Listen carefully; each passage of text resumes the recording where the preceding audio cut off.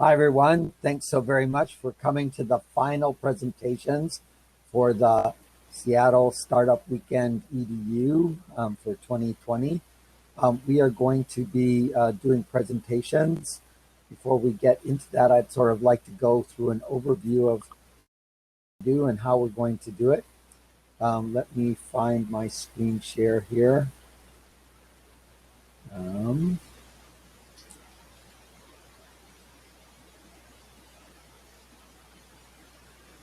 There it is. So today is Sunday, and we have been doing a lot of work over the weekend. And we have a bunch of judges who are going to help us with this. So I would like to go through and introduce them. Lee, can you turn on your mic and camera, please? So Lee has been active with Startup Weekend for a while. No, Lee. And then we have Angie Sievers. Angie, could you turn on your camera and mic? Maybe this live production thing isn't going to work if we don't have the right things set up. Minda Bruce is also active. She's now a partner in the First Row Partners, which is a venture fund. And then Priya Cloutier, and then Josie Watanabe are our judges. Let me see if I can arrange for, look, Minda found the button. Minda, what button did you hit? Look. It was automatic. Somebody's orchestrating behind the scenes to get us on stage. That's right. Somebody else is doing this. All right. We're all smiling because we were just panicking for like a good hot minute, right? Just like, what? Why can't I come in? Like, yeah. Right. So Lee, if you would introduce yourself for a second, that would be great. Absolutely. First off, it is fantastic to see you, John. It's been quite some time, and it is so great, of course. It almost becomes self-evident that there's a startup weekend happening, and you're here, and continuing to rally the community, especially during these trying times. Hi, everybody. My name is Lee Ngo, and I am many things, I would say, with respect to this. Officially, I am a community manager with Educative, which is actually based in Bellevue, that works a lot in online learning and educative technology. I'm also a filmmaker. I am an entrepreneur right now working on a film company called East Films, which works mostly out in Asia as well. And many of the things that I've learned over the last 8 years to support these efforts are because of Startup Weekend, and specifically Startup Weekend. This has very much shaped my life and certainly helped me discover my passion for education. So I'm very much especially interested in educational vertical of this. And I actually used to be an organizer with the Sweetie Seattle team and a mentor and all the things as well. So forgive me if I am seemingly a bit more relaxed than one should be during a final presentations. I'm enjoying my time in Hawaii with my shirt and all. So, but we're here to have fun, and I am really excited and looking forward to what you have in store. Thank you so much. Cool. Thank you so very much. Angie, how about introducing yourself? Thank you, John. I'm Angie Sievers. I'm the Executive Director of the Snohomish STEM Network. I'm also involved with the Economic Alliance Snohomish County, very much centered around future workforce development and connecting our current businesses with students to innovate and look towards the future. So I'm really excited to be a part of this this weekend, and excited to see what you all have been working on.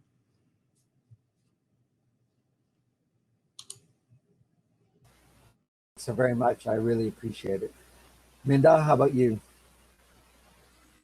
Yes. Hi, my name is Minda Bruce, and over the last 25 years, I've been part of getting startups from 0 to 1. And for a long time, that was as an entrepreneur.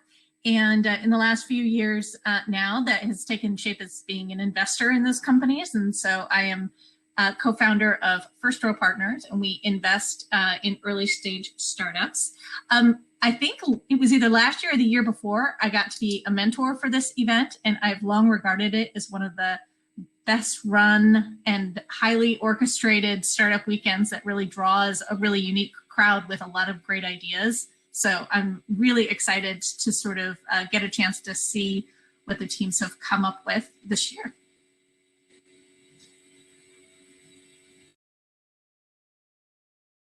Thanks so much, Minda. Great to have you. Priya, could I have you introduce yourself, please? Yeah, hi, I'm Priya Cloutier. I am the founder of a full-service technology law firm. My background is in nuclear engineering and mathematics. I happen to be a patent attorney, but I do so much more than that. Our clients range from anywhere from robots that make pizza to people who do drop tests for the space station, which one of my clients has just recently completed. We've been so excited about it.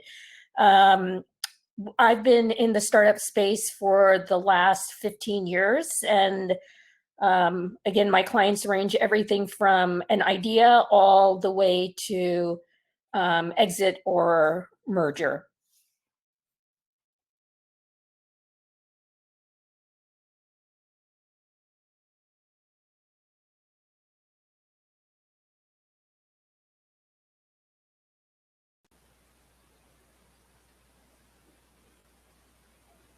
Josie, Sorry, John, could you could you say that introduce again? yourself? Okay.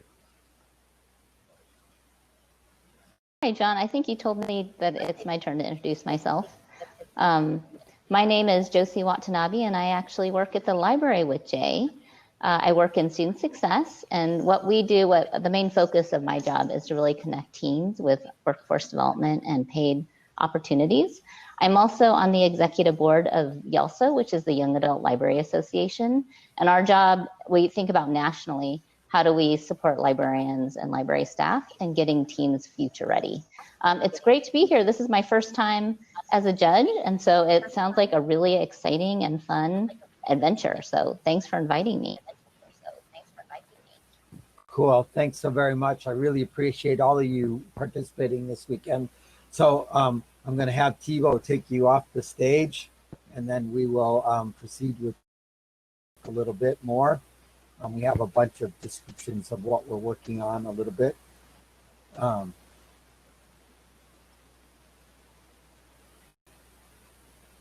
if you would turn mic and camera on the bottom, that will help that go faster. So how does the judging work? So we have you're going to present the idea on the stage, and the judges are going to select first, second, and third. And we have sent them criteria. And that criteria looks like validation, execution design, business model, and education impact. Specifically, are you solving a real life problem? Did you identify a very specific target market? And did you talk to customers and engage them and learn from that process? And how did you approach that? How did you execute and design? Did you build something? Did you get an MVP, or like I like to say, riskiest assumption test? Did you try something and tie it together enough that you can actually walk through it? And did you pay any attention to the user experience along the way? And did you model whether this thing has a revenue mechanism, and does that revenue mechanism actually have some a margin in it, and is there some kind of unique value proposition that's different than all the other people that are doing things in this space? We would love to know who you think your competitors are. And then, does this solve an education problem? And in our mind, education is the widest meaning of the word education, K through adults, all of the possibilities, informal learning to professional certification. And is this going to impact a lot of people, and will it make a big difference to anyone if it exists? We have some prizes, some help with incorporation if people want to do that. The UW Entrepreneurial Law Clinic is going to consult with folks. We also have research consulting with the Seattle Public Library. And at least for me, that Seattle Public Library stuff is very useful thing. So everybody should figure out how to get some research done at the library. So it's going to be time to pitch. All of the teams do it in this order: Pathfinder, Money Rocks, Fly Up, Feedbacker HQ, VR Pacific Northwest Tours, and Class Pulse. It's 5-minute pitch, 3-minute Q&A. So all of the judges will be able to come on stage and ask questions. So Thibaut, if you can bring them on that at the right time, that would be great. So Pathfinder, could you, I see Ahmed, so let me bring you up here. If you turn on your mic, we can get going.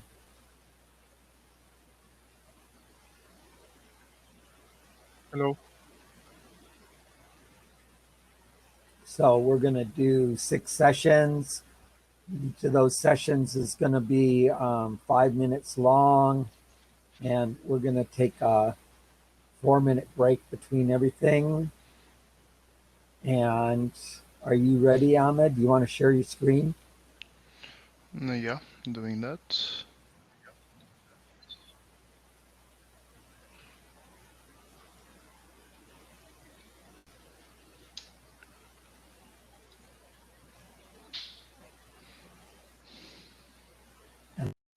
Stage while you do this, and then when the timer starts, go for it. You have 5 minutes.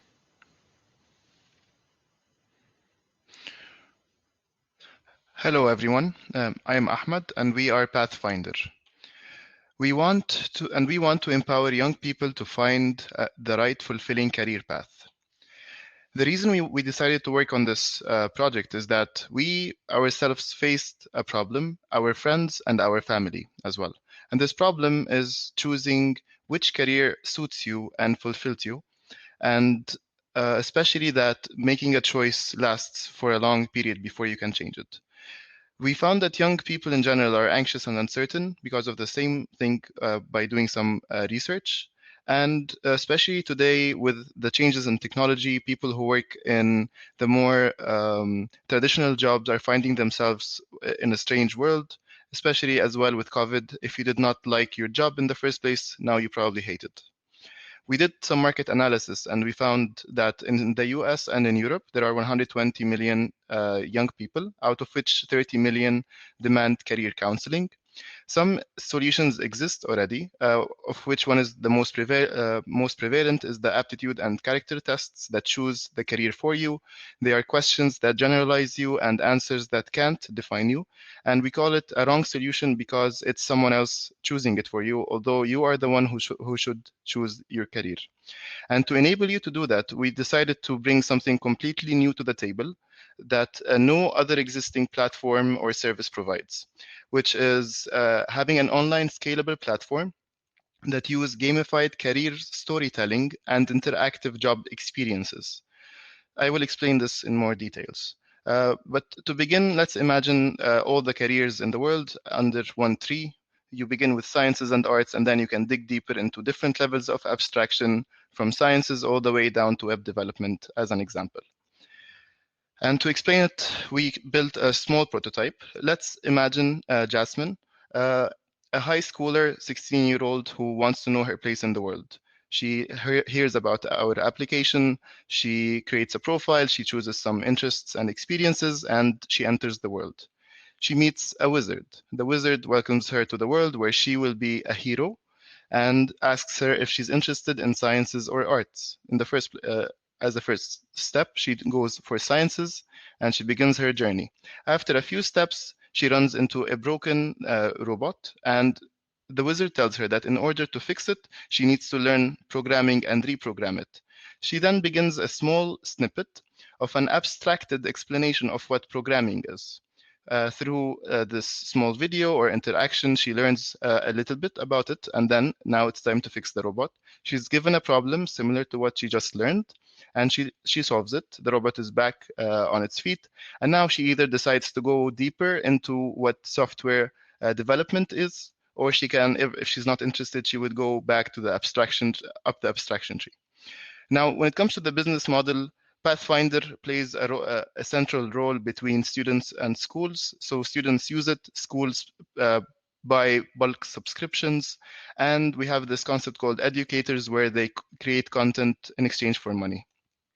The go-to-market plan is to focus on medium to large-sized schools and business and universities to have the educators and to focus on students and young adults between 14 and 39.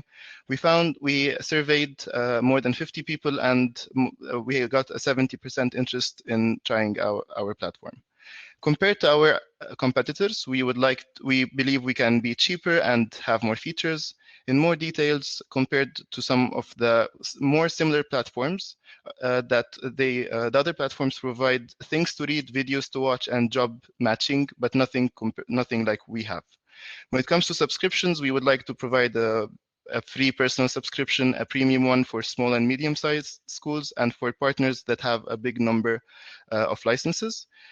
Based on our calculations, any like schools that change their current system for hours would have a 40% customer cost reduction and much more satisfied students. The next steps would be to begin in the US market, focus on brand growth and the top career modules, followed by European expansion, and after 3 years, providing the community content toolbox for people to create more content. We believe that based on our estimations, we'll break even by 2022. What we need to succeed is funding, designers and engineers, and consultants from different fields, including education, legal, and learning psychology. And this is the team that worked on this project. Thank you.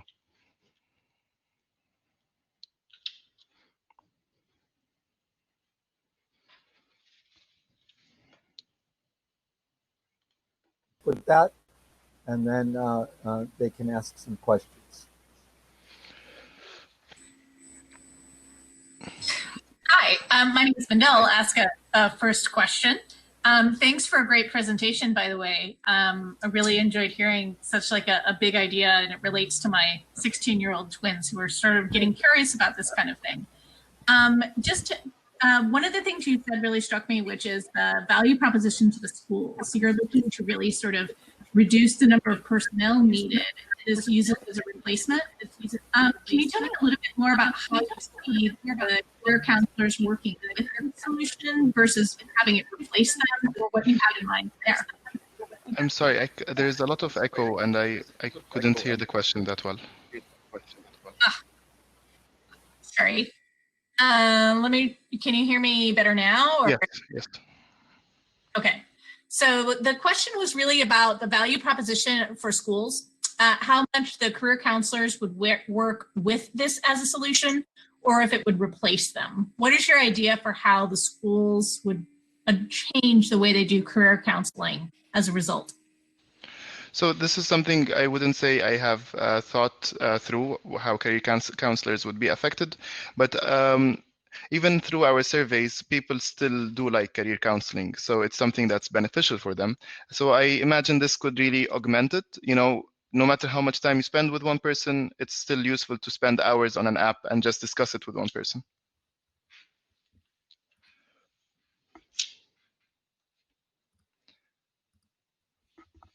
Any more?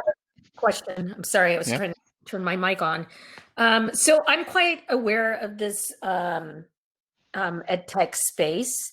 One of the things that new startups often have problems with is getting introductions to counselors and then getting into the school systems, because there's also privacy issues with schools. Have you considered those issues, and how have you considered in addressing them? So it is one of the things we considered because we also are aware of like things like GDPR and so on. We haven't really considered much. Like, we don't know what will face us and how we will handle it. But even in our budget estimations, we considered legal counseling for that, to know how to approach it properly. But I would definitely like to learn more about this.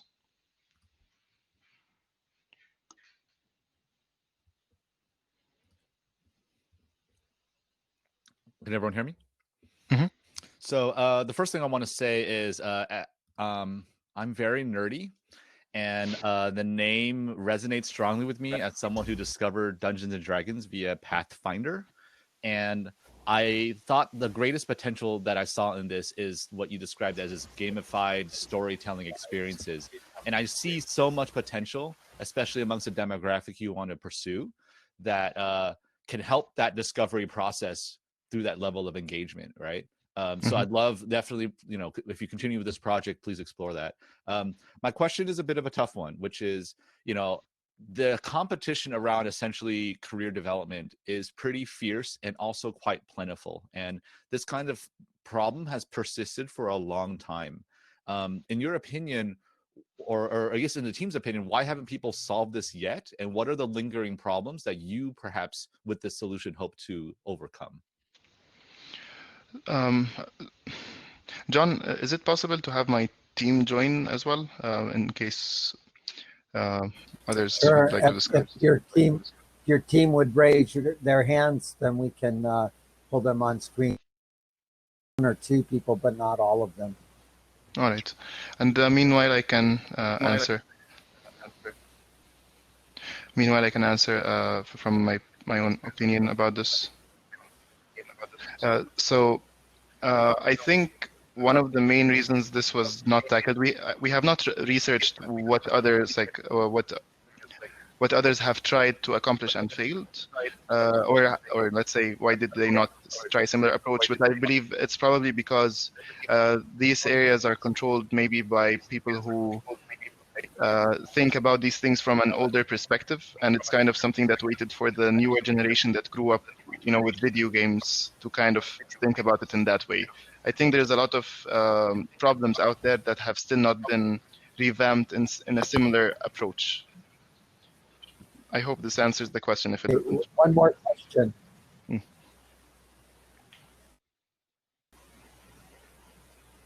I have another question, if it's okay, if no one else has one. I'm wondering if you've spoken with any school counselors. I mean, you mentioned early on that you know that there's a student base and there's a need. Have you talked to the student counselors, or have you joined, looked at any of those student counselor verticals for people who normally do this kind of work? We have not reached counselors, but we have reached teachers and one dean, and we got like a very high interest, I would say, and also, but not counselors. If I might add on that, so we actually also contacted one person who did her PhD on motivational interviews, and who is who tried to apply the motivational interview to career counseling. And by doing so at a scale with Pathfinder, we really believe that it is a very good solution. And to answer to Lee's question earlier about what could be the hurdles on the way, it is really about mindset.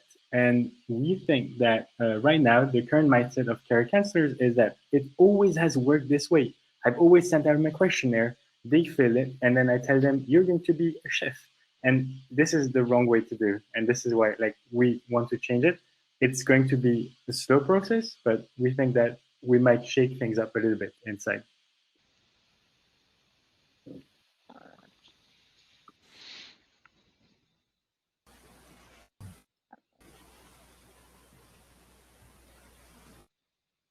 Thank you so very much. I'm going to take you off stage. If the judges would turn off their camera and turn off their mic, they should disappear from the stage. And then I'll take Ahmed and David off the stage. And the next up is Money Rocks. If you would raise your hands for Money Rocks, that would be great.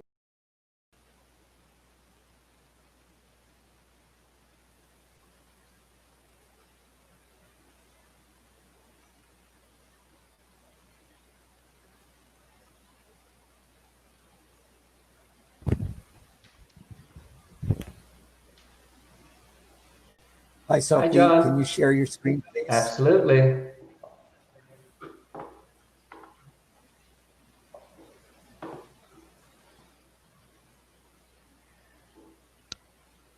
How does that work? Great. That looks great. I'm going to take myself off the screen and then just one moment, John. start. I don't see the timer, so let me. I haven't started the timer yet. Oh, okay. I'll start the timer and then hopefully you'll see it. It's bar above the title below your browser window, right? So here it goes. Go. Okay. Hi there. My name is Sophie, and on behalf of our amazing team, we are Money Rocks. Learn money, earn money, save money. Money, we all love it. We all want more of it. I don't know about you, but as a kid, it was my gateway addiction to ice cream and video games. My mom and my grandmother were my bank accounts. I spent every penny I had. I even sold my piggy bank because I didn't have any money to put it in. So you might relate to that. Money Rocks, our mission is very simple: to inspire and teach students to have financial health and well-being. We envision communities living fulfilled financial lives where everyone can achieve their best financial education. However, in the world of financial literacy, there are many problems. One of the biggest one is that students don't have or receive enough financial education early on. And, parents struggle with it, teachers struggle with it. And as for parents, it's even harder for them because they don't have the training, the knowledge, or the resources to help their child. And also, parents and teachers can totally benefit from Money Rocks because we have virtual educators teaching children about financial literacy. We did some, here's our validation. We received 32 surveys. 100% of the survey that came back said, we are very interested. And secondly, we found out that the parents are telling us that almost 75% of their kids do not have literacy education at school, and not enough of it. And our parents are complaining the same things. They don't have the tools, the materials, or the resources to teach their child about financial literacy. We conducted 8 interviews, phone interviews, and parents tell us very similar things. Please help us find tools that we can use to create learning fun and engaging at home to support our child literacy learning. And we contacted Girl Scouts and Boy Scouts organizations, and their leaders are telling us, we want to teach our scouts financial education too. And in addition, they're earning their badges. So it's a win-win situation for that. So there's some research out there. It's a very unique experience for everyone, especially with their financial situation in their family. And the knowledge of the finances and the attitudes and the behaviors are also very, very diverse and very different. And sadly, in 2017, during a survey, only 23% of the youth said that, you know what, we talk about money at home, which means that the rest of them do not. Students, they need to learn this. How then building financial literacy? Well, you know what? We want to introduce children to and engage them to learn financial concepts that will help them develop a positive relationship to money as they grow older, and therefore to help them succeed in their life. And if you look at this, our solutions on the left-hand side and the outcome is very apparent, because what we have come up with is that Money Rocks developed a hybrid learning approach. We have instructor-led sessions. We have interactive videos, new content videos and lessons for students and even families to engage in. And of course, it comes with an interactive app. And the outcome is that children will benefit receiving money management skills and learning starting very early. And as you know, better choices with money happens when people have the knowledge, the experience, and training to help them succeed. And in order for that to happen, we have virtual money management educators and tools with Money Rocks to help them succeed and to help raise financially savvy children. You want that to start them early so that they understand the concept and the importance and the value of money. Here's a prototype screen of our mobile app, and thanks to our 9-year-old consultant. As you can see with the user experience, we want to develop something that is very engaging, very friendly, it's easy to use. And not only that, but it's relatable, it's gamified, and the videos that we make, children can relate to, and it's fun, engaging. We relied on our lean canvas for our business model. And our target market one, we looked specifically at parents, grandparents, and extended family children, ages 7 to 14, and that's for our MVP. And as you can see from this screen here, the target markets is vast, and we can totally grow because Money Rocks can expand into those other markets to bringing financial literacy to the different organizations and partnerships that are out there. Our business model is very simple. We thrive on subscription base with freemium. There are only 3 levels. We start off with basic content. That means everybody can access what we have. Short videos, lessons, worksheets to help you understand and to appreciate learning about money, financial health, and well-being. And if you only can afford $5 per month, you can sign up for our silver level subscription, have access to recordings of instructor-led sessions, games, and gamified and interactive content. We also have the gold level, which is only... Sophie. Yes? We're at 5 minutes. Okay. So if the judges would come up, that would be great.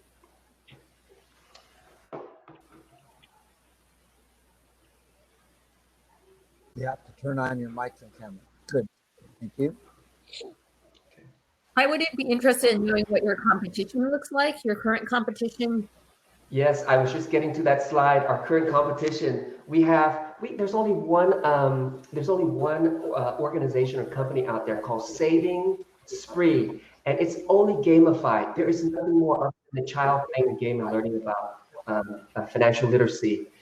With Money Rocks, you have the support of educational sessions, live one-on-one type of sessions with the educators on the other side. So it's very interactive and it's very engaging. And then there's also, we also have non-direct competitors, you know, like Kajinga, Greenlight from Greenlight. Stop, Sophie.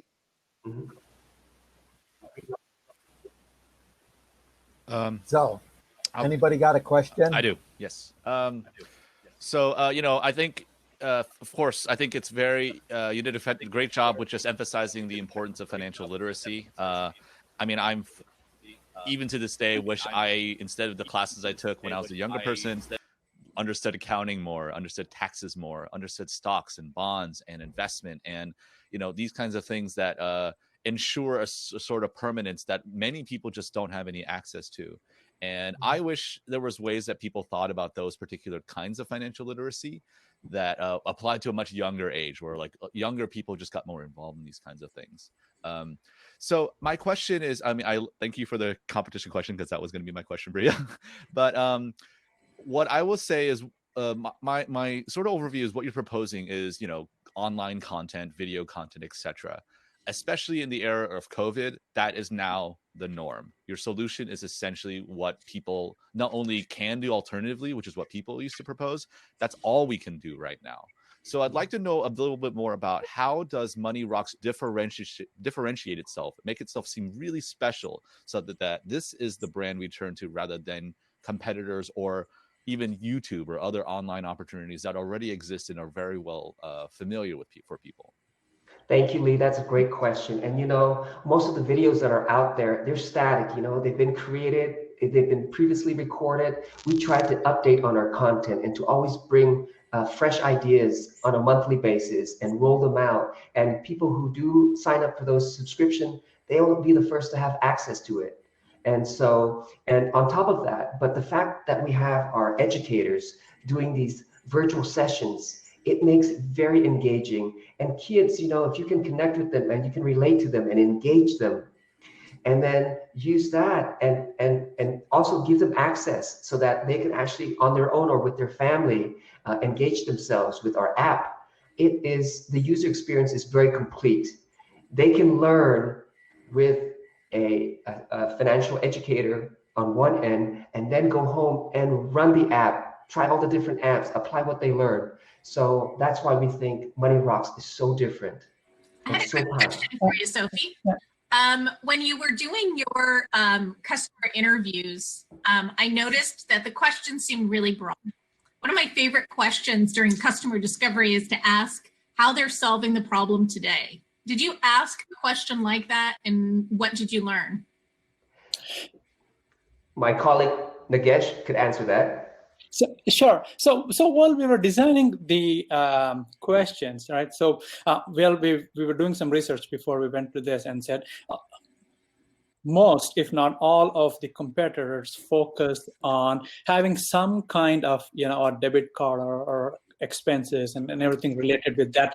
That's all fine and great. But our idea was to catch the student, well, catch is another word, teach the students much earlier stage about the concept of money, starting from, we're talking about third grade when they have that cognition about what money is about, and the concept of money without having to talk about money, right? So in our prototype that we said, we talked about, giving an analogy with the plants and watering them and all that. So they get the idea of the concept of money early on, so that when they get to the stage where they are understand about how to use money, they're well ahead, and they are prepared for it. I think that's where we make a difference, and that's where I don't see a lot of competitors. We saw one that had an app and that was just gamified. Yeah, and I was not asking about a competitor landscape as much as I was just broadly, what are people doing today and how are they trying to solve this problem with their children in their families? And that can be anything from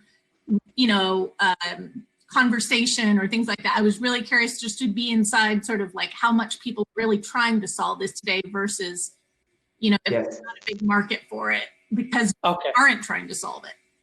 What we found out was that most of them didn't even have the awareness that they have to solve this, right? I mean, that was kind of a big woo, because when we talked about they did not talk about awareness about they should teach their kids about the concept of money until we started thinking about, how early do you think that kids should know about money? And then they brought in the concept. So our thinking is they're not even aware that we should teach the kids about money that young. Right. So if you continue to work on this project, I would say that that's something to really think about with your audience, is the fact that there's lack of awareness there and they're not going to actively solve this problem, but that once you introduce the idea, they're very receptive. So just a thought there on that.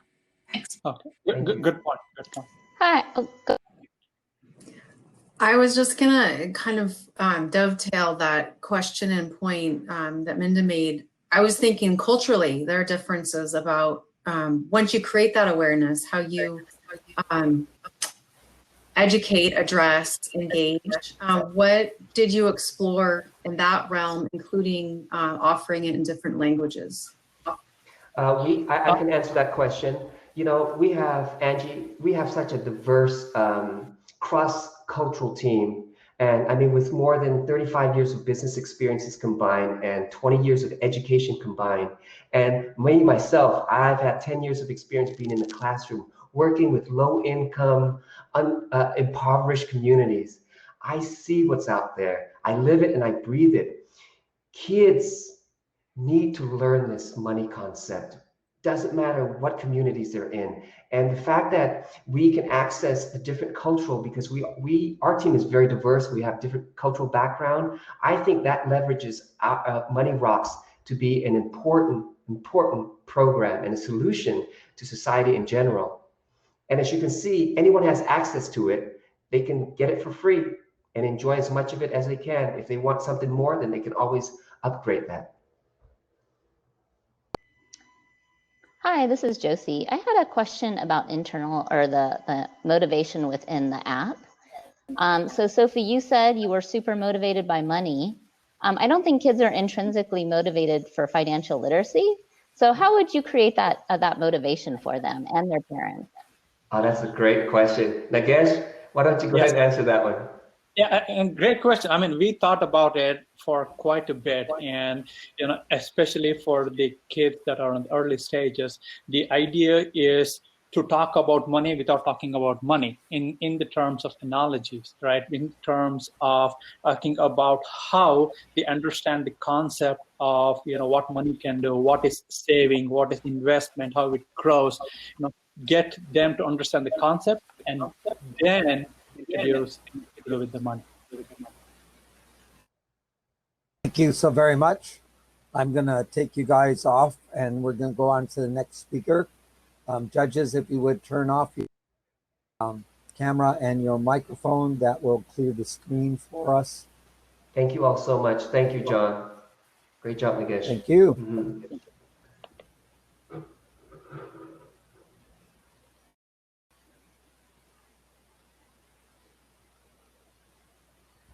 So our next is Fly Up. George, I see your hand is raised. Thank you.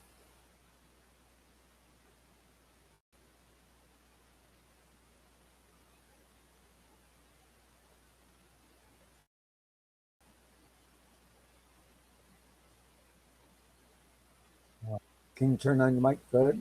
Can you hear me? Yes, I can. Can you turn on your screen share, please? Yeah, I'm working on that right now.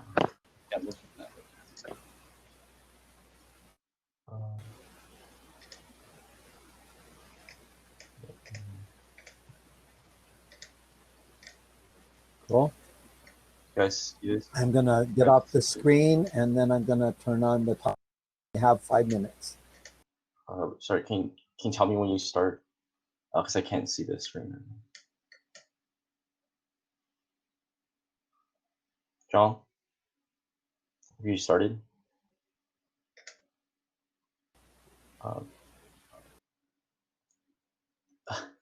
Would you be able to reset the time? Sorry, I was looking at the other screen. Are you ready? Yeah. Can you just tell me when to start? If that works. Yeah. Okay, thank just you. Say you're ready and I'll hit the button. Okay, I'm ready. Hey everyone, I'm George, co-founder of FlyUp, along with Dylan, Ethan, and Eric. Meet Claire. Claire is a student in my class who struggles to learn asynchronously. She needs peer-to-peer interactions and her questions to be answered while she studies. Today, Claire must resort to Google or YouTube, where she often does not find what she was looking for. Teachers have a similar problem. Meet Scott. Scott is an industrial design professional. He recently began teaching as a guest lecturer at the University of Washington and loves it. But in fall 2021, UW plans to hire a full-time professor to teach his course. Where does Scott teach now? Does he post his videos to YouTube? Does he try to make a deal with Coursera? Build his own course website called ScottTeachesIndustrialDesignOnline.com? Over the weekend, 17 people took our survey and 10 were interested in one-on-one live interviews that averaged 30 minutes each. Our survey's interviews focused on problems people were having without recommending a solution. 59% of interviewees mentioned that they need help finding educational resources. 65% mentioned that they value interacting with others while teaching or learning. In total, 88% have one or both needs.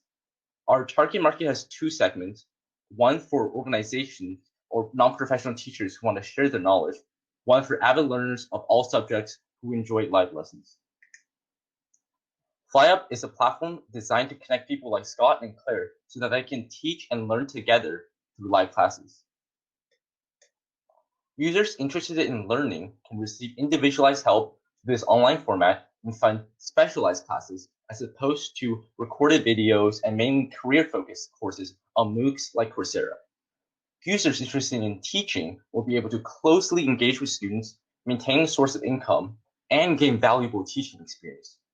In fact, anyone can be both a teacher and a student. So, how does FlyUp work? First, anyone interested in sharing their passion can post live classes on topics to our platform.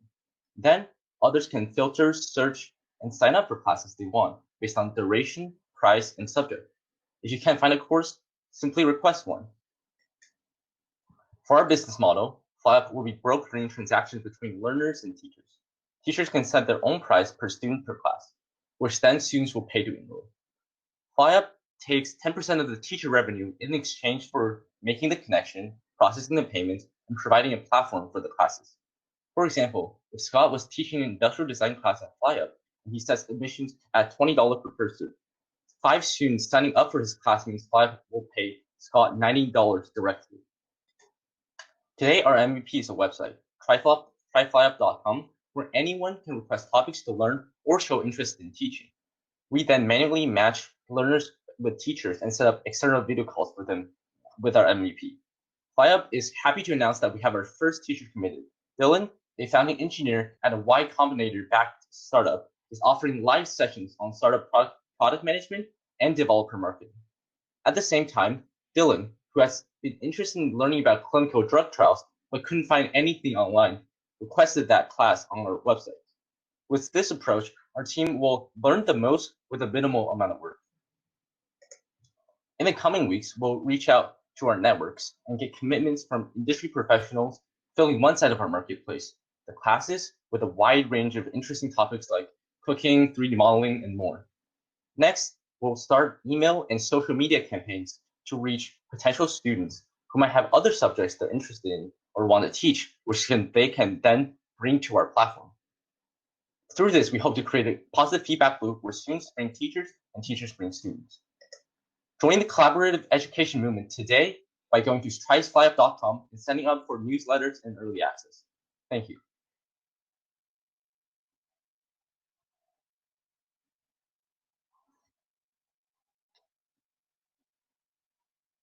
Turn on their mics and cameras. And George, is there anyone from your team? Dylan. Dylan, if you would raise your hand, please.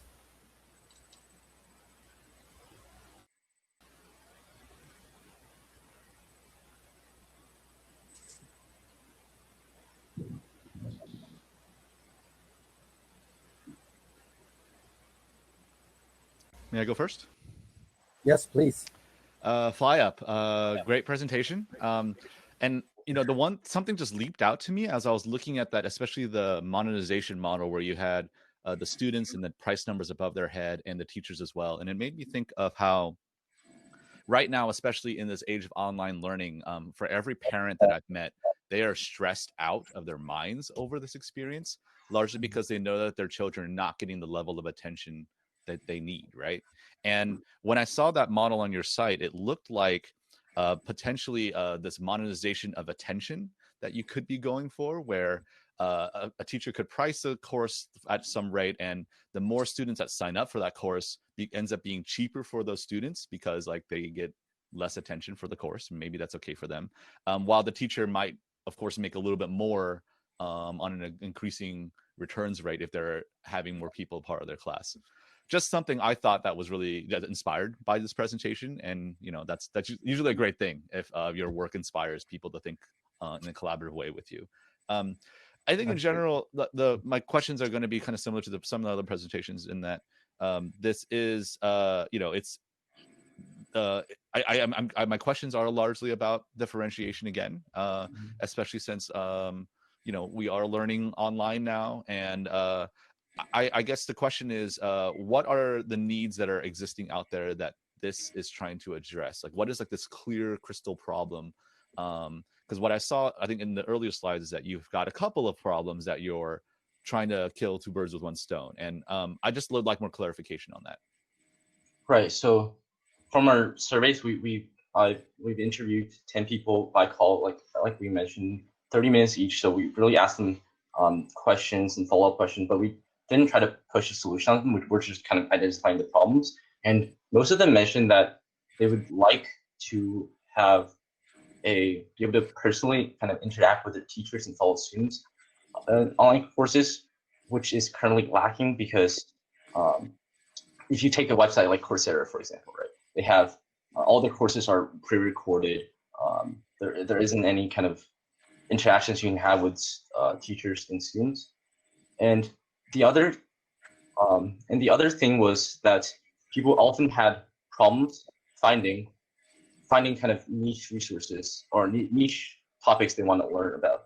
For example, Dylan, for his work, he was looking into kind of clinical drug trials, kind of very present problem right now, and how drugs can get approved for the FDA, but he wasn't able to find that anywhere. So if you want to learn about something like drone building, that there's videos out there. We've talked with a lot of people, and they said that usually maybe there's like second choice was to Google something or find YouTube, but often that doesn't have exactly kind of what they're looking for, and there's no way for you to kind of talk to the teacher and ask specific questions, which is like a really big problem that we identified was that there was no follow-up, right? If I just learn something and I don't understand, what am I supposed to do? Do I have to go elsewhere and search another YouTube video and just hope I find something? So in this way, so I guess to reiterate, there's two things. One, there aren't no platforms that currently have kind of a collection of live content, live courses that you can basically go through that's curated for you, find things that you're interested in. And second, it's kind of these less mainstream, less not Python, not machine learning. Those courses are, yeah, they're available everywhere. But what if you want to learn about something that's less niche, like clinical drug trials? There's no place to find that. You can maybe Google, you can maybe you'll get some like forum results, like, but there's what if you have that one question that you need to ask? What are the different phases, right, of a clinical drug trial, for example? There's no one you can really ask. So with those classes, I think we're able to address both problems. I have a question for you. Do you know about the italki platform? I do not. You should look into it. It's exactly what you are talking about. Not exactly. It's about student learning, language learning, kind of in the same business model that you are talking about. So I think you probably expand on that for the various type of courses that you may want to offer over the various time. But I encourage you to look at that platform model, which brings me to my next question, which is, have you thought about the intellectual property around this? Because you know, there does seem to be a platform that uses a similar business model. You know, how would you keep others from duplicating what you are doing?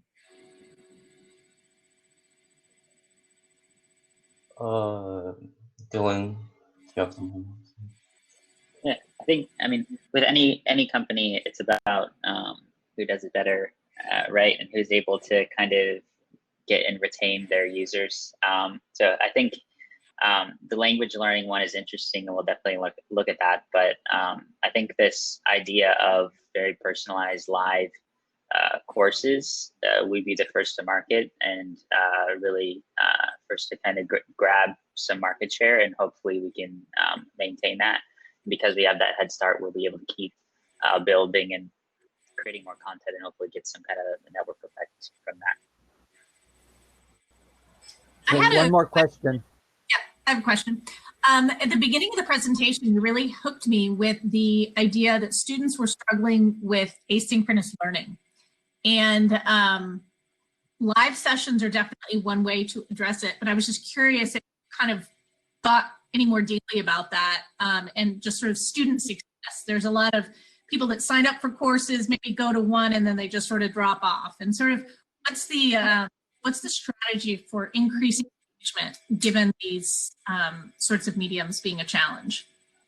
Right. So I think, personally, I think there might be two things here. One is that with live courses, there are more accountability. If you're kind of just taking a class online, you can watch your videos at any time. You can just stop, right? But with a live course, perhaps you pay for it, or maybe it was free, but there's that set time every day that someone's going to, or every week, someone's going to come and you're going to have to talk to them, and they're going to have to check your work. And so kind of that increases accountability. That's one benefit of live lessons. And the other thing is, we hope mainly, especially since during this COVID period, right, we hope to foster relationships between students and teachers through those live courses. If it's just recorded videos, obviously you can't really engage with feedback with the teacher. So once those relationships are built, we perhaps that the students will be more motivated to go to those classes. Okay, thank you very much. I'm going to take you off, and if the judges would turn off things, that would be great. Next up, we have Feedbacker HQ. If you could raise your hands, that would be quite helpful.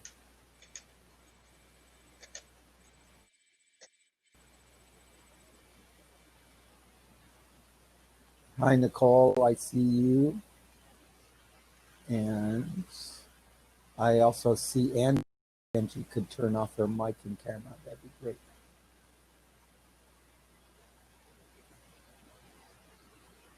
Hi, Nicole.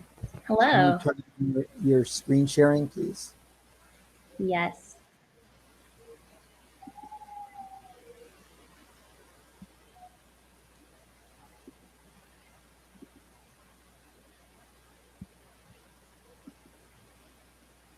All right. Does it look all right on your end? It does, although you haven't hit present yet. So there you go. Okay. And I'm going to hit the go button now. Thank you so much. I'm Nicole Myers. I'm here to share Feedbacker HQ with you. This is all about helping creatives achieve their goals and improve their skills. As you know, creatives need to collect feedback on their work in order to share their work in its best form. We want to help them iterate quickly and improve their skills. Here's an example. We have Oscar, who has a video of himself playing the steel drums.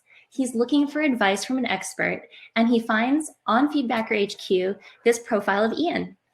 Ian has lots of experience, so all Oscar has to do to request advice is hit that orange button. In addition to making money by reviewing videos on Feedbacker, Ian pays for an account where his students can all come together and share videos with each other. So in this case, they're commenting on each other's videos, and Ian is also using the instructor view to keep an eye on what all the comments are going back and forth, and then he provides comments of his own so that they can improve their skills more quickly following the curriculum he set up. Graciela, who you may have heard sing during her pitch on Friday night, is an amazing singer. She's looking for advice on her lyrics. So some of her friends and friends of friends are giving her suggestions. Our system also suggests that she consider using expert advice from a vocal coach, since that's relevant to what she is trying to do. So our users in the surveys we sent out told us that feedback is really important to them. It helps them find new ways of working, open up to new ideas, and fix things and tweak things with their creative works that they might not have found on their own. They said that they highly value feedback from their peers. As you can see, most here would rate that a 5. In addition, if we give them the opportunity to get feedback from experts, it's an even stronger need and value for them. Now, certainly we want to find the sweet spot in a very crowded field. We think things like Instagram and TikTok are great for enabling people to upload easily, but of course they don't offer the same feedback mechanism that we want to provide. Bandcamp and SoundCloud are a good way to get really detailed, fine-grained feedback on your work, but most people uploading to those sites have spent a lot of time. They've really refined their work before they show it to anyone. And usually it takes a lot of time to put their work up there under that format. We also have other competitors like Flipgrid and YouTube that people are certainly using already to get feedback on their work and work in progress. But we think that we can offer something that's more focused on feedback and focused on getting the advice that takes your work to the next level. We think we can offer a low barrier to sharing, make a gamified group experience, and make sure that people can find the right experts to give them exactly the advice they need. So most of our revenue is probably going to come from the classes and community groups. We think that, you know, if there was a group that used to meet in person, now that you have the pandemic, instead of, you know, seeing each other and listening to each other live, you might use this, share clips, keep the engagement of the group high. We also want to make sure that it's usable for classrooms and private instructors. So if you were, you know, in a band or orchestra before, maybe you're able to share clips with your other students. If you have private lessons, you can still have the engagement of having a live experience. And then advertising as another big chunk, since a lot of people would be using free accounts. Expert advice as another smaller segment.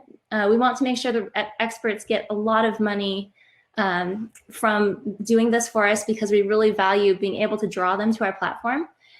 We do want to make it quick and easy. So hopefully, you know, they'll be able to take 10 minutes, review a bunch of short videos, and then make 25 bucks. We have a website. We hope you'll check it out. This is Feedbacker HQ. And this is a place where people can already post videos to share their skills.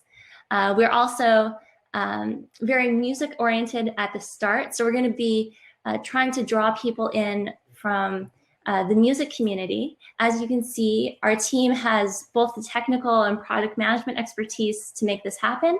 But in most cases, there's a strong musical interest and musical background. So we have the connections to really build up in that vertical. And we're looking forward to expanding to other forms of creative work in the future. Thank you very much. Let me know if you have any questions. Thanks so much. If the judges could turn on their cameras and their microphones, that would be great.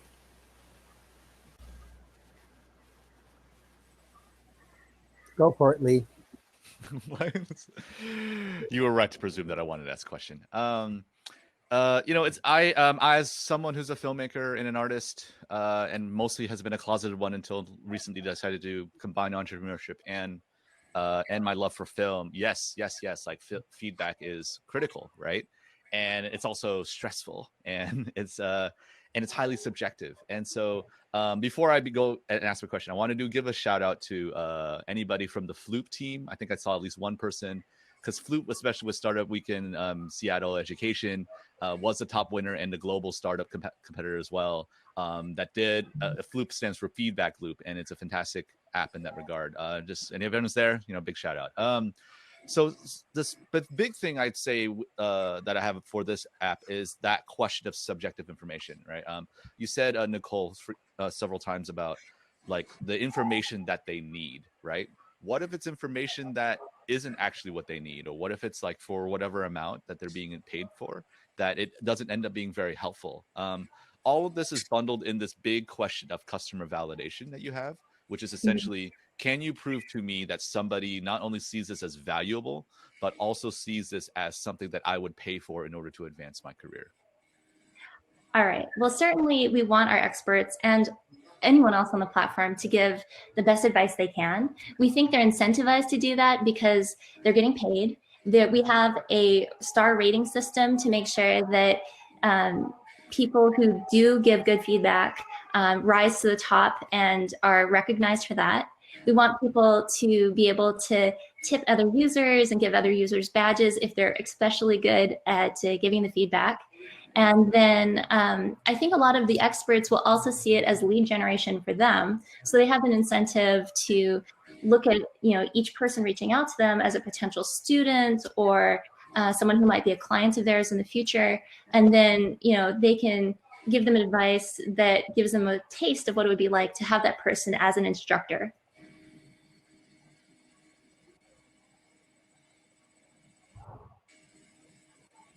I have a question. That's okay. There's an app out there called Training Peaks. And they started with basically the same model that you are looking at, but for athletes, right? I'm a triathlete, so that's why I'm pulling my experience from there. So I think it's an interesting model, and it certainly worked for them because they started just like you did, vertical, and their vertical was running, and then they expanded out and brought coaches to athletes, and now they're using that same model as you. So I think it's a really good idea. Thank you so much. I guess that was not a question, but I do want you to go look at that app to get some ideas. We'll definitely take a look at them.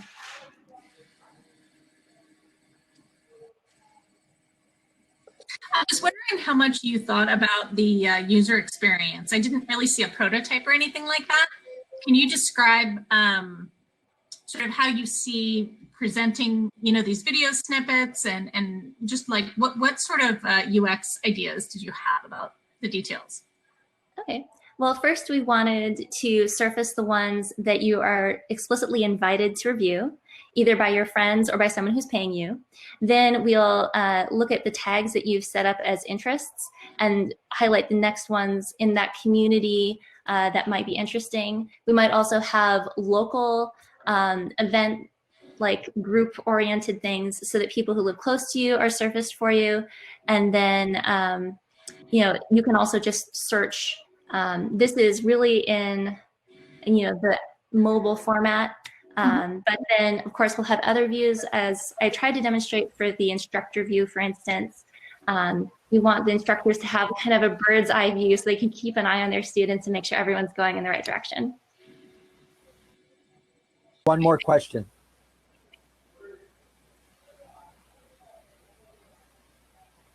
Not hearing a question.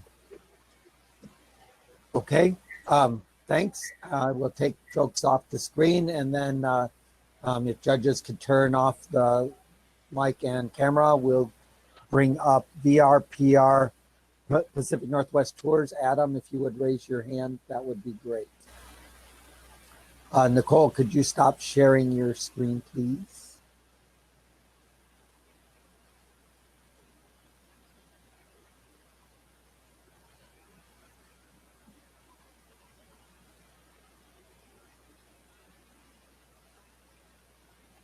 Hi, Adam. How are you doing? Doing pretty well. Cool. Can you share your screen, please?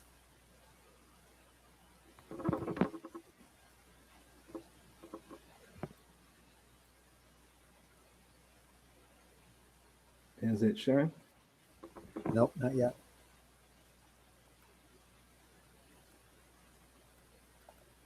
It's not doing this. Dang it.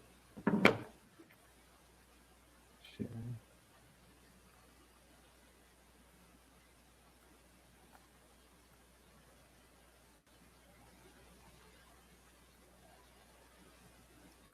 Okay. Let's see.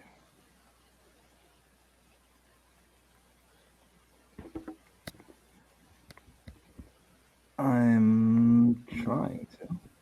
It was working earlier. Yes, it was.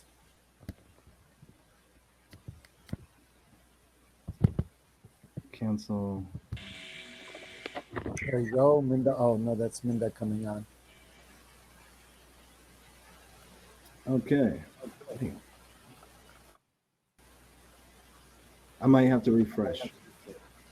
Yep, hit Shift Control R, and I'm going to bring Class Pulse up while you work on it.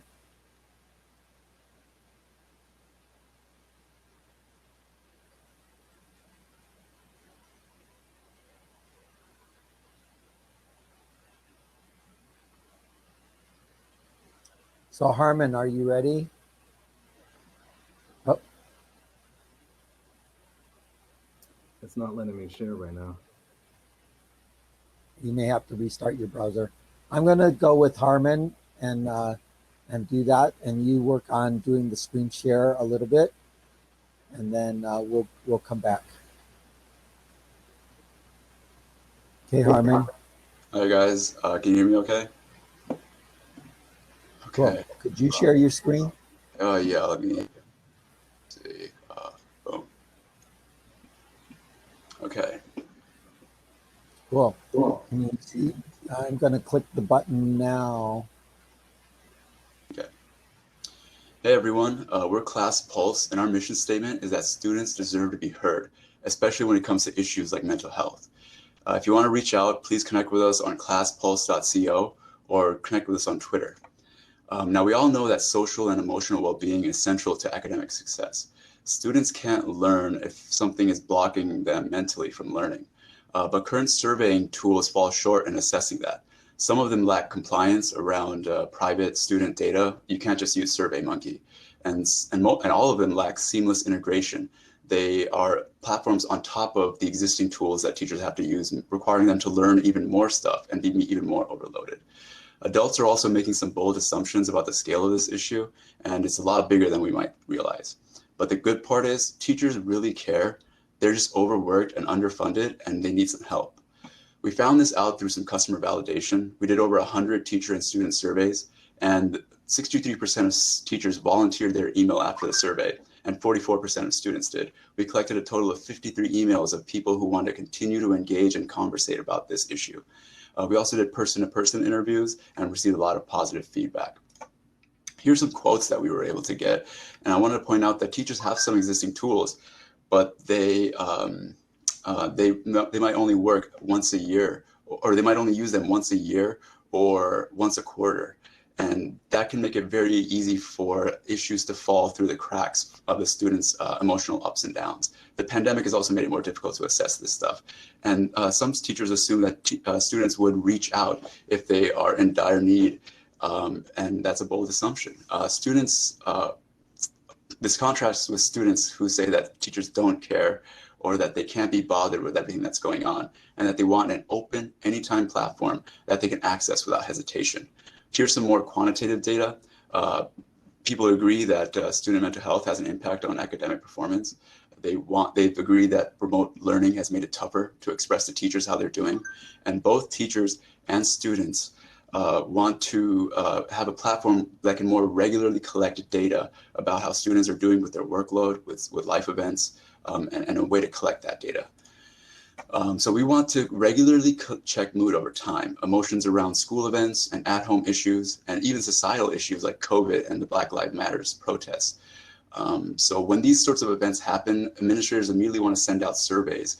But if they don't have any baseline, if they don't have any context, they don't really know how these students felt before and how these situations have affected them.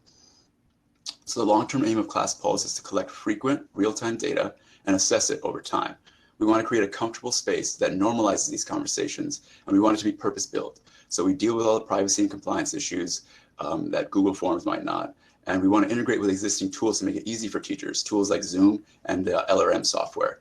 And we also want to elicit an honest response and honest feedback from students. And we want to sort of make them feel comfortable doing this.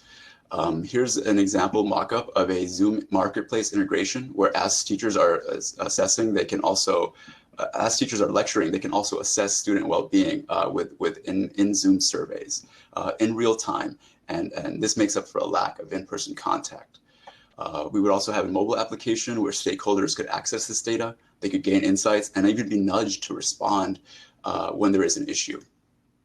Immediately, we have to de-risk, and we did this by creating a newsletter in vertical response. So we can send 13 emails a month to 300 participants, an educational newsletter that would teach students and teachers and other stakeholders like parents how they can have these conversations. And we want to continue to talk with teachers who care to figure out how we can integrate with existing tools. In the medium term, a forum for students to anonymously discuss these issues would be great, kind of like Team Blind, which works for tech workers, but for students. And the long-term vision is well-being data at scale over time. This would allow administrators and policymakers to have insights. We would want like an enterprise sales model, maybe $500 a month for 1,000 student high schools, which boils down to about 50 cents per student per month, which is a small price to pay for these insights. It will give insights into how students are doing, into how well our interventions are doing in real time, and it will help others assess what their tools can inspire other organizations as well. So the possibilities are limitless with this data, just like our students' potential. And that's why we have to listen. We have to check their pulse. Our students deserve it. Thank you. Wow, 4 seconds to go. Yeah, thanks very much. Judges, could you turn on your camera? Harmon, is anybody going to come up? Yeah, they're more than welcome to. Raul or Saruchi, if you guys want to join. Anyone that wants to come up, raise your hand. Minda, do you want to take the lead? Yeah, absolutely. Hey, Harmon. Hi. Thanks for a great presentation. And I think this is really interesting. Can you talk a little bit more about the, the product itself? I liked the idea of Zoom integrated surveys. Is that something that anyone else is already doing? And what other kinds of integrations do you see besides surveys? Or is it really all just based on quick surveys? Thanks. Well, we would have to continue to conversate with teachers to really find out what they would want. But from what we were able to assess from the competition, they usually have separate monolithic platforms. There's one called Kickboard, and it kind of just it's its own separate tool, and it kind of makes it so that now there's this other thing that teachers have to learn. Or you have something like Rethink Ed, which also, in addition to doing the assessment, provides like lectures and videos for students. And once you start doing that, I feel like it becomes another thing that students are just like, oh, this is another test. This is another. Yeah, that's why I liked the integration. That was really interesting. Thank you. Yeah. So Zoom has kind of become the de facto platform for teachers to give these lectures. And I think, if the students were in their class, they could just assess by looking at them. But now it's really made that more difficult. So we would probably integrate with Zoom. That was the one that immediately clicked with us. But there's also LRM software, which is existing software that they use for testing for forums. But the thing with that software is that it's, again, associated with tests and homework help. And we want to try and integrate with that a little bit, but also be a separate thing where it's like, hey, this is now we're just taking your pulse. Now we just want to check how you're doing. So finding ways to integrate with existing LRM and SEL software, which is student emotional learning, I think is the acronym. But so there's existing tools out there that we want to integrate with. Zoom being the top of mind for us.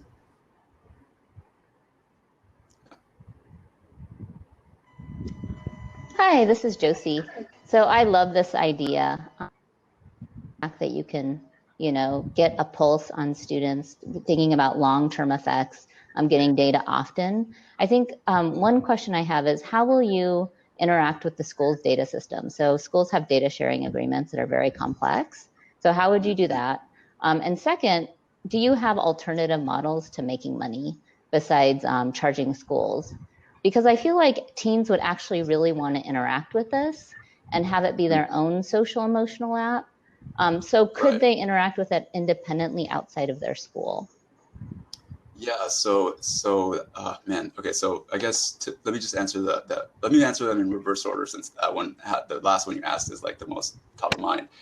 Team Blind is kind of like this tool for workers to go and complain about their workplace, basically, and it really helps foment conversations about what's going on. And so I think if we were able to create a forum like that, where it's just students talking with each other, that would be very valuable. I love the idea of students just being able to be like, hey, I can't believe we had 3 tests in 1 week, enter, and then being able to assess that data. So there is still a way to gather data without schools' involvement, just by providing a platform for students to have these conversations. To your point about other revenue models, we were thinking about going after teachers who really care, because there are some who would pay like $10 a month just to get data on their own class before we scale to like, state level or things like that. And also it could be used for businesses. I mean, businesses would want to, you could use this for their employees eventually. Someone had mentioned using it in prisons. Lots of places want to assess how the people that how their stakeholders are doing. And I think we need purpose-built platforms for that. So there are other markets and other ways to achieve funding. And then your first, could you repeat what your first question was? Yeah. Can I add up something? Sure. Josie, just for Josie's question, I would like to answer from additional revenue system. One thing which we planned is like we will be having a mental counselor as well, health counselor as well. So if you need to book a health counselor, there's an additional revenue for us. And the second thing is like we have advertisements, institutions or maybe any stakeholders, we can post our advertisements. So advertisements is one type of revenue model, and second is that they can hire health advisors or health counselors or any psychologists. We have, as of now, we have 2 health psychologists in our database.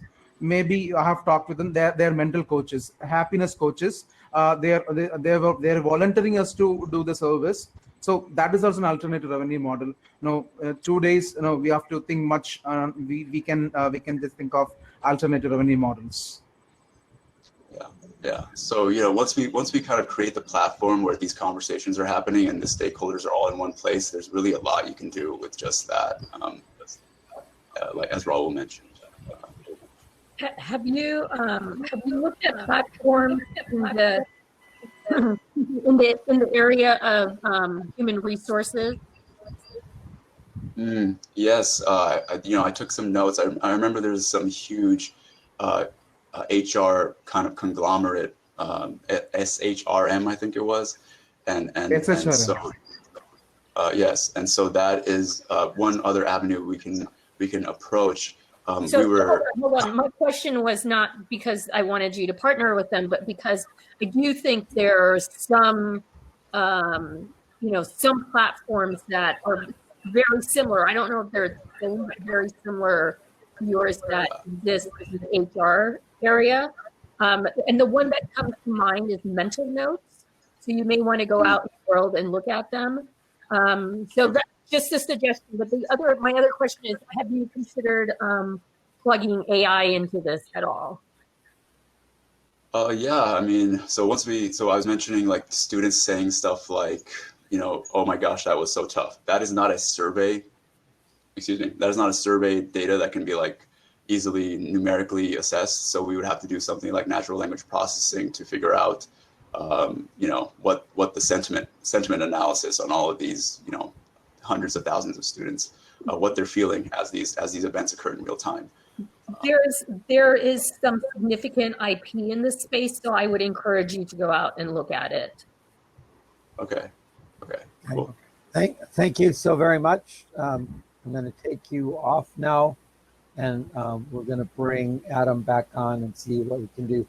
Judges, if you could take your mic and camera offline, that would be great. I'm going to see if I can share it or share my screen. Looks like it's working.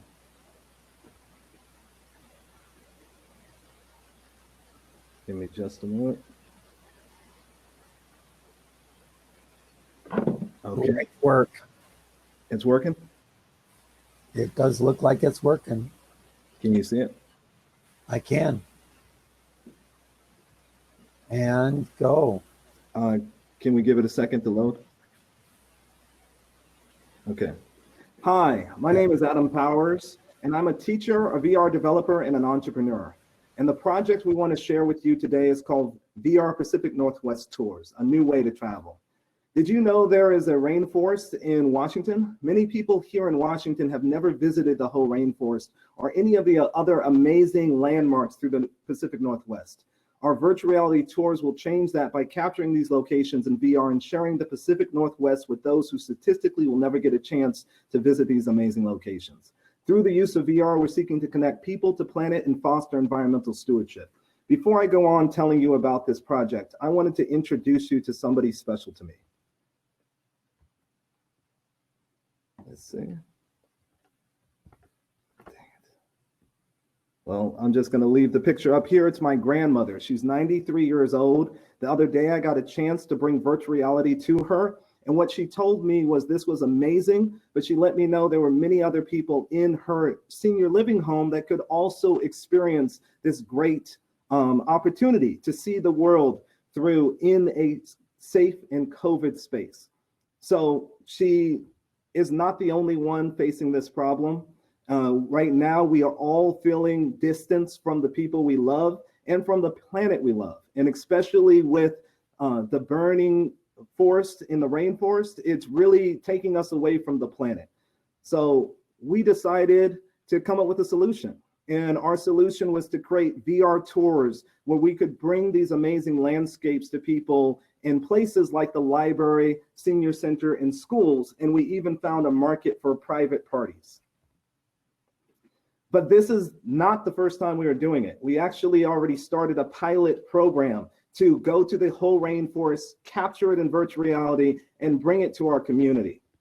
This project, this pilot project, has already been backed by the Port of Seattle. We got a grant, and we wanted to make sure that the narrative that we're speaking involves the communities who are affected the most. So we contacted the whole tribe, and they agreed to not only just voice the narration, but also help in the virtual reality development.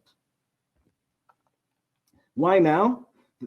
The main reason is because virtual reality used to be out of reach. 2 years ago, a virtual reality equipment and set to bring this type of experience would cost $2,000 per experience. Now you can go on Amazon and buy equipment for $299. So that makes our opportunity mobile and affordable. What we did over this weekend was validate that. We contacted over 200 people through email, phone calls, and surveys. We even built a website that's live right now, and you can go to the link.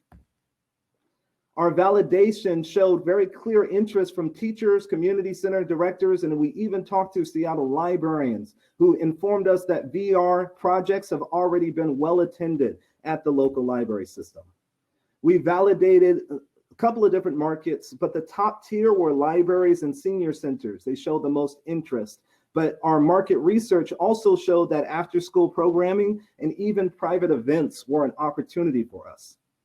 The Washington market is huge, and we have many opportunities through the libraries, which are 2,500 here in Washington, 2,370 public schools, and 635 assistant living centers. But the key opportunity that we have is that we win twice every time we host an event. We get paid from the host, like the library, but every event we host showcase our products to attendees who become leads for the senior sitters, where they want us to show those experiences to their family, leads to the schools, where they want us to show those experiences to their kids, and we even got some interest to show private parties at people's residence. What we found is through our calculations, in 2 years, we could have an impact of 200,000 sales that would equal 8,500 tours and 480 events. Our team already has VR experts, educators, researchers, and community organizers. And we're here to tell diverse stories in an equitable way through the use of VR.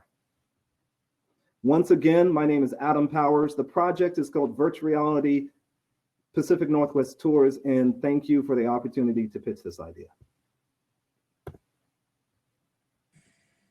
On their chat, that would be great.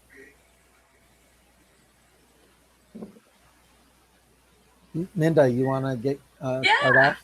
Absolutely. Adam, can you talk a little bit more about sort of curriculum level education that you think this can deliver, or is this more for sort of just cultural understanding and sort of people in place where they are and being able to be exposed to that more easily? So just can you hone in a little bit more on the educational value? On the educational value, we actually talked to a couple of teachers directly, and what they told us is they immediately saw the value of this in the classroom. They could fit it into core curriculum.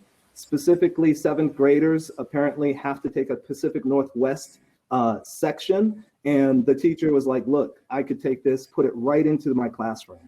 We saw after school programming, obviously, as an opportunity as well.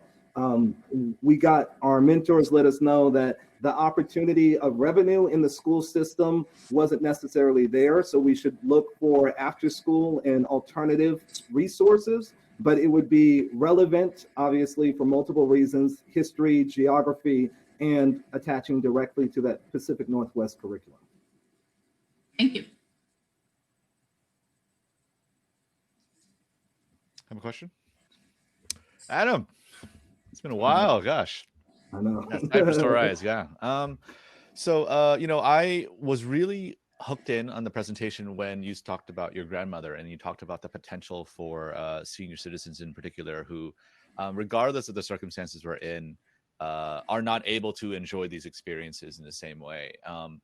Because before then, the question I had at first was like, we have a rainforest in the Pacific Northwest. Why aren't we just going to go there, right? And I mean, is it enough to supplant the real thing even with everything else going on? And so my question first is, it's really about the strategy, right? Like, you know, you've got a lot of different possible verticals to pursue, but you know, you only have so much time and energy. What would be like the first most important, like lowest hanging fruit for you?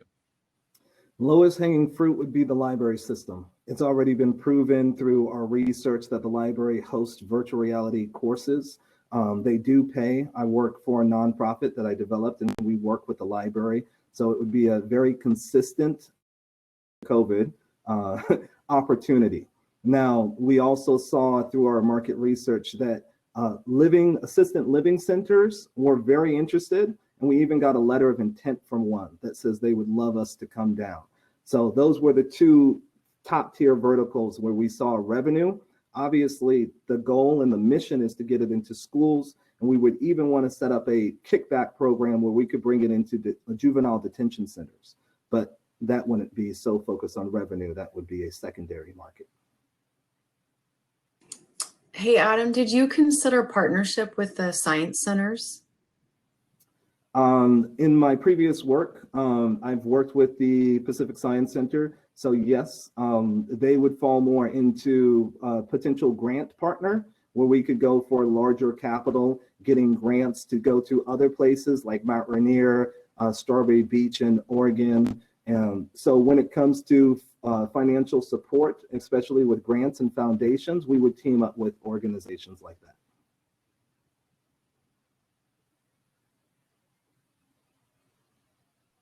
You're muted. I noticed on your revenue projections that it looked like you were looking at about $200,000 in revenue in just 2 years. And did I get that right? Yes. Okay. So what thoughts do you have about how to scale that more quickly? And because I assume you also have like equipment costs and things like, like you have some pretty good expenses. So can you talk a little bit about your business model there?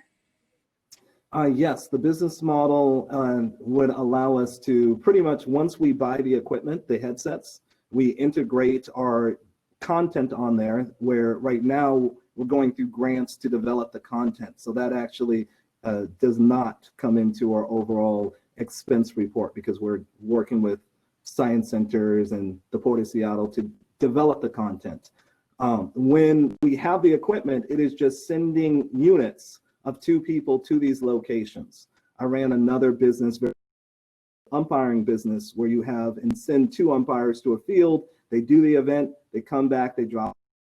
So very similar, we'll have very low expenses. We're most likely gonna do 1099 contractors and just getting them to do those events. So we keep our expenses very low, but we have the opportunity to make libraries in Tacoma, Seattle, all that huge market, we were able to contact just 1 sale at that location per year. Hi, can you hear me? Yes, okay. I can. My name is Josie, and I actually work for the library. Hi. So one thing that I really appreciate in your presentation that I don't think we've really gotten in other presentations is you're addressing equity and diversity. So thank you so much for bringing that up. How would you ensure that that line of that important line kind of goes through all of your videos? Because I really appreciate at the rainforest how you included that, and I think that's something that's really important to schools and libraries. Yes, and I think that's part of our unique value prop is that, or proposition, is that when we're developing this content, first we determine what our community wants. Like we heard, I've never been to the rainforest, so it's like, that's a beautiful spot to capture. Now that we've determined that, who's most affected by that narrative? Who owns that narrative? The members we engage with, and we sit down and bring them into the writer's room and say, look, this is your story, and want to help you to tell it. And that way our content is unique and different from all the other virtual reality content, and it's making it an equitable story, which gives it so many other values.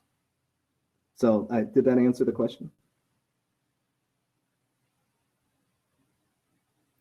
I have a question. How do you keep folks out of your verticals who have already been there? So for example, there's, for virtual reality is used for teaching surgery, for example, or teaching astronauts how to work in the space shuttle, right? Like there are verticals already there. So how do you keep those people from moving into your space? Very good question. I think specifically like those who are doing those high scale vertical programming are not focused on senior centers and not focused on libraries. So for them to compete with us, they would have to also match and focus on getting community members within there, the equipment, the local community. So through our research, we didn't find any other company that was focused on that very specifically, because it's just, unless you're connecting with all these local micro businesses, it won't be profitable. What about the folks who do, like, you know, I see there's a ton of virtual tours that have set up since COVID, and they're not necessarily focusing in the way you are focusing, but they're certainly out there, right? To bring me a 30-minute trip through, I don't know, the Pacific Crest Trail, right? So, you know, there are those folks. And in fact, if you're a hiker, there is a group that takes you through each section of the PCT that you want to go through. So, you know, again, potentially could drop into your space. And I think what I hear you saying is that you have the relationships developed in these spaces that would take a potential competitor a while to develop. I think that's what you're saying. Yes, that is one. We're making direct connection with the community. We're having a unique narrative. And I think most importantly, there is a lot of room, like you were saying, there's plenty of room in the virtual reality. It's an emerging market. So we have first come advantage. So they will have to catch up, but this is an open Wild Wild West. So that's where we're presenting this idea. We feel with COVID and all that's involved, it's the perfect time to hit this market. But I would say that others could follow into our footsteps. Okay. Thank you, everyone. Lovely questions. I'm going to take you all off stage.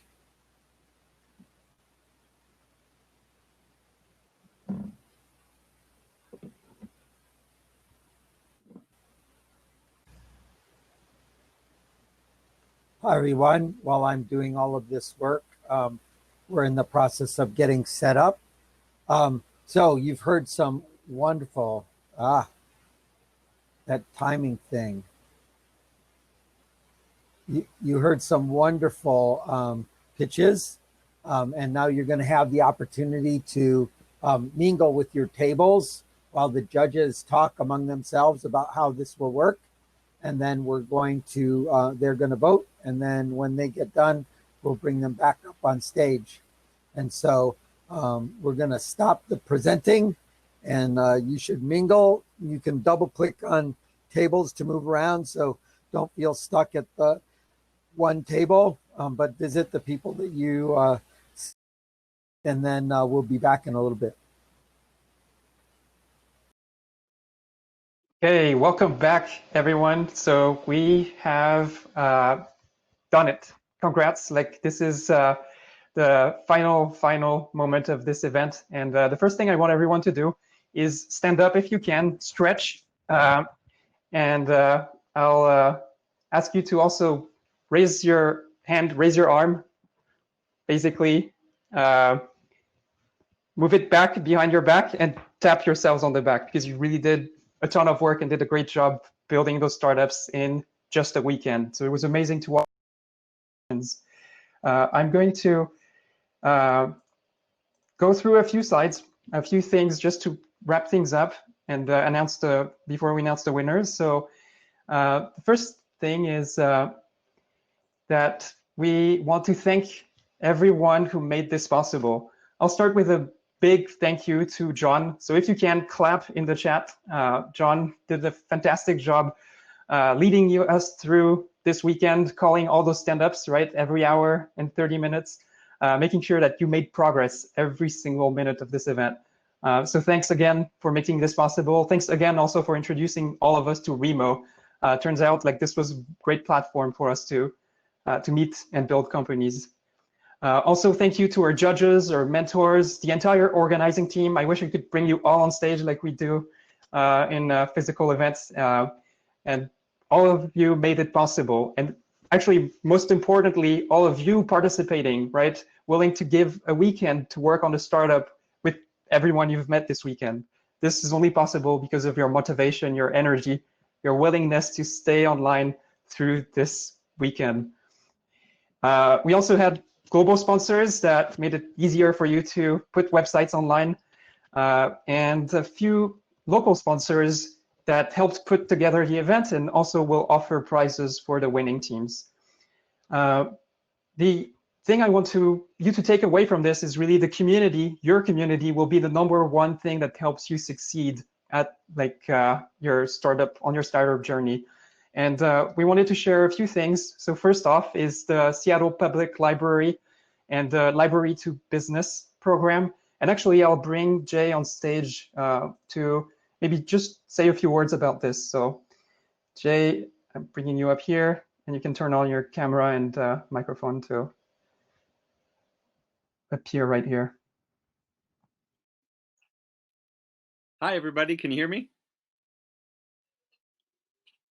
Thanks for everyone for being here this weekend. This has been an amazing journey to take this online. And what I want to say right now is beyond thank you to John and to all of the organizers that made this possible. I also want to just share with everybody here that if you are operating a business or thinking about operating a business, the library is here to support you all the time. Back in 2013, when Marion and Thibaut brought this idea to me, we had Startup Weekend at the library. And my thought then was, how do we make Startup Weekend every day at the library? And so that's one of the things that I've been working on ever since then. And I'm happy to tell you that you can make appointments with librarians who will help you with your market research. You can access free market data that you might not find out on the free and open web. You can come to skill building workshops like on Monday. We're going to have, well, it's just tomorrow.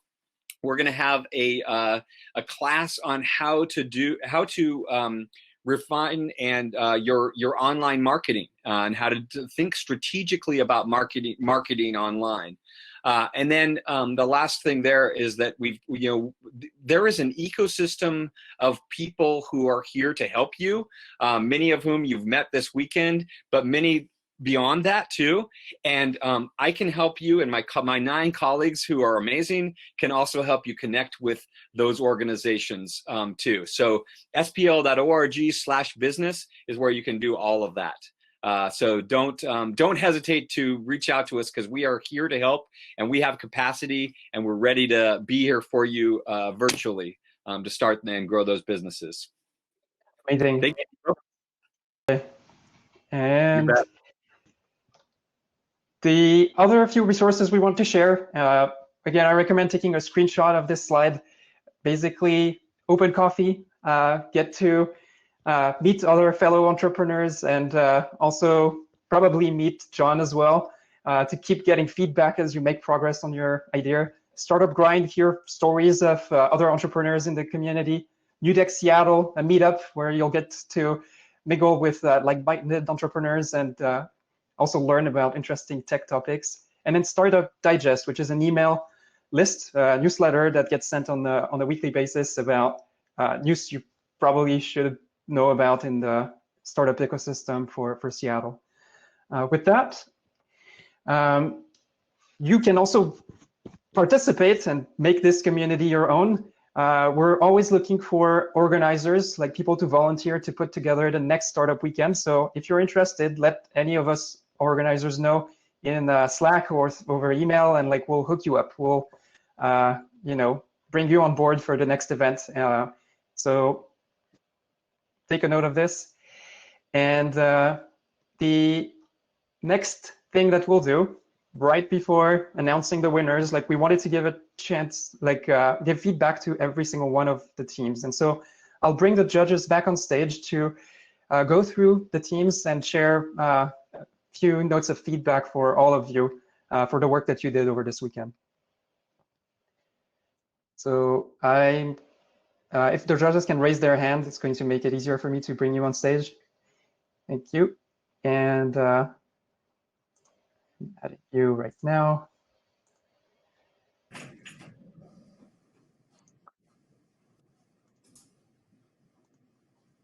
And feel free to get started.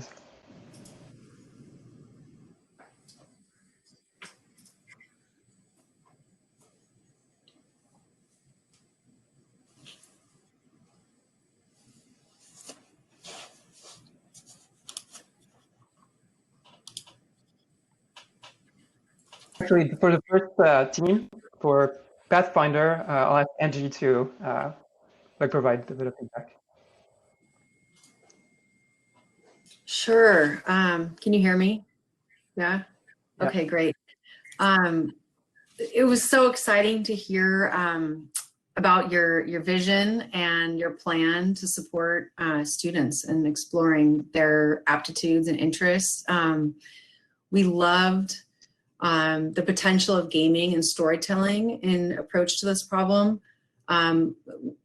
Working in this space, there's lots of conversation around how we can do a better job and exploration of what that might look like. So that being said, you're in a good space. It's also a very crowded space.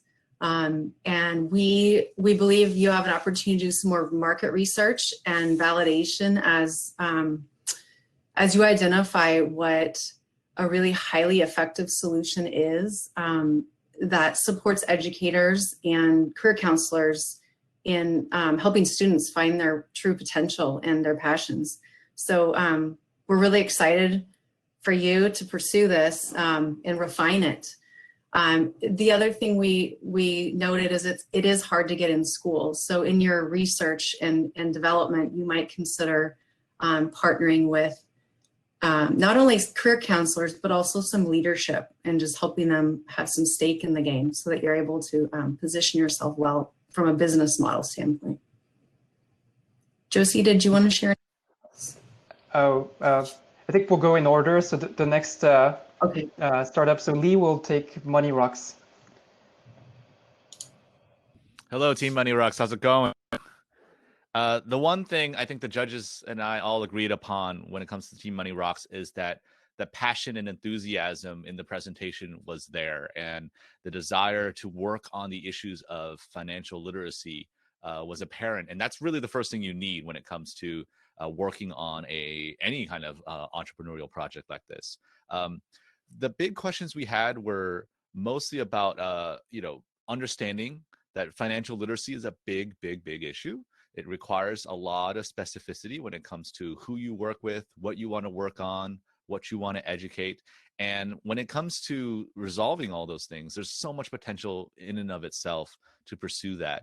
So we recommend for the team to think a little bit further about who specifically needs to be helped when it comes to Money Rocks, and also to identify an area that is particularly challenging and therefore requires that kind of innovation to get through, right? Because yes, doing virtual education and providing online content is definitely a solution that could be in the right direction. But with it being such a prevalent thing so far, we challenge you to think even more creatively and to think of how that could be a solution that could be outpacing anything else that could exist. But overall, it was just fun to watch the energy and really appreciated it. Thank you. Lee, and so next up, Fly Up. Priya, can I have you take it over? Hey, Fly Up. Your idea really spoke to me.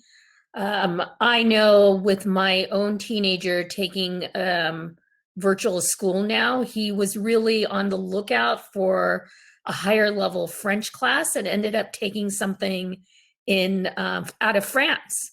So I think there are kids out there who are looking for what you want to offer. I think it's a great idea. Thank you for reaching out to me on Slack. I hope you look at the platform that I directed you to. A couple of things you should think about is what you are trying to do is a big project. You're trying to bring a lot of people together at a time. And so one of the suggestions that I would have is you really start in a vertical, whether that's language or math or science. Start in one vertical and build your expertise up there. The other thing I would suggest that you would do is really the idea of how do you bring experts to the table? What does commercialization look like for you? What does it look like for you? And what does it look like to attract the high quality teachers that you may be looking for? So spend a little time there, but I really liked your concept and I hope to see it move forward. Thanks for your presentation. Thank you. And Priya, you're also going to provide feedback to Feedbacker HQ. Feedbacker HQ, I really liked your concept as well. As we talked about in judging, I think you have some great paths to commercialization.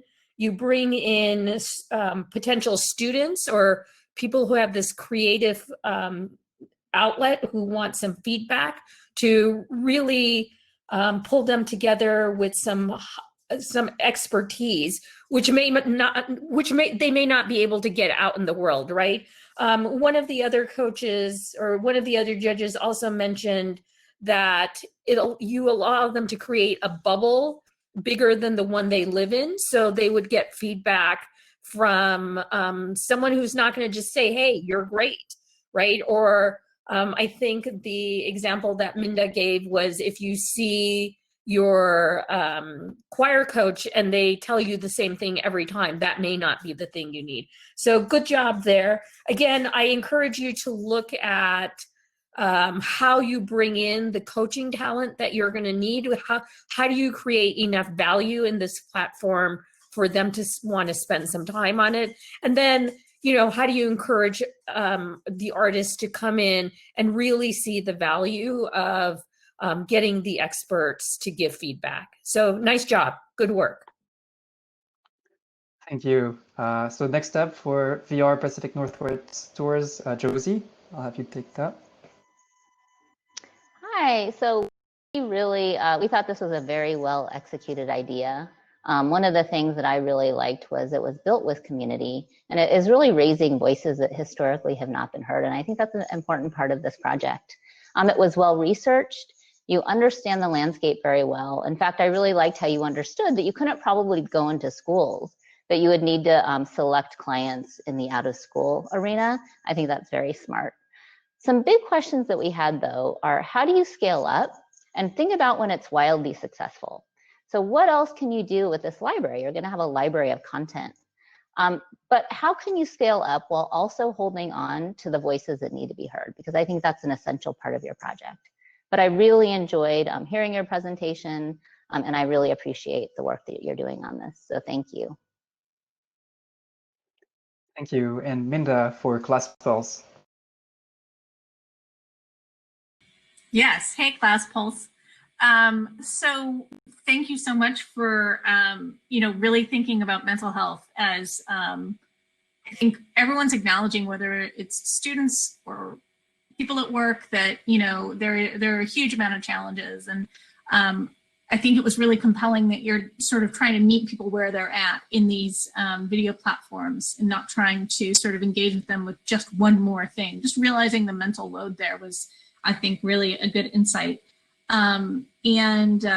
I think that it is really hard for teachers to walk into a virtual classroom and really have no way to read faces. And so the idea of giving the presenter that kind of feedback, I think, is really valuable. So there's a lot there that needs to be done. And I thought it was really interesting the way that you guys chose to do it through a Zoom integration. So a couple of things to sort of think about as you look at how you solve this problem. And obviously, like, first and foremost is just sort of the security and data impact that you're going to have, and just really being able to understand what the different landscapes are for that and how it affects your ability to easily gain customers. Individual teachers may not be able to just sort of grab it and go because of those kinds of restrictions. And selling in top down to school districts is really hard. So even when you've solved the problem, you may find that it's more challenging to go to market. And then just another thing to think about is market differentiation, and really making sure that as you're thinking about your population and maybe sort of dialing it back to a very specific either age group or type or something like that, that you're really doing something unique and special with the way that you're gathering and analyzing that information. Even better if it accrues over time and helps future customers. But to really focus on that product differentiation and something that's not currently out on the market. So great. Some thoughts to go. Thanks. Well, thank you so much. Thank you to all of our judges. I also want to say that the judges are going to come off stage and join the tables if you want to mingle afterwards and to answer like any questions, maybe dive a little bit deeper into their feedback after we announce the winners. So thanks again, and I'll ask you to go off camera so while we wrap up. Actually, you can stay on camera, sorry. And we're going to quickly remind everyone of what the prizes are.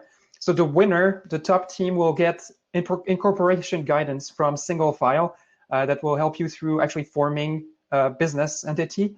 And we also have support from the University of Washington Entrepreneurial Law Clinic for consults with the winning teams.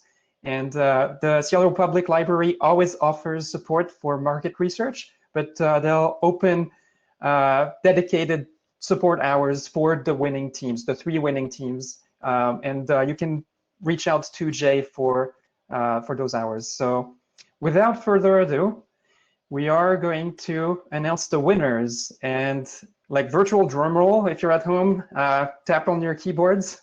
The 3rd place is actually a tie. So it's a tie between ClassPulse and Pathfinder. Congratulations to both teams. Woo! Exactly, yeah, with your hands if they're not hidden. For 2nd place, the drum roll goes to Feedbacker HQ. Well done, team. Woo! And drum roll for the 1st place. The 1st place goes to VR Pacific Northwest Tours.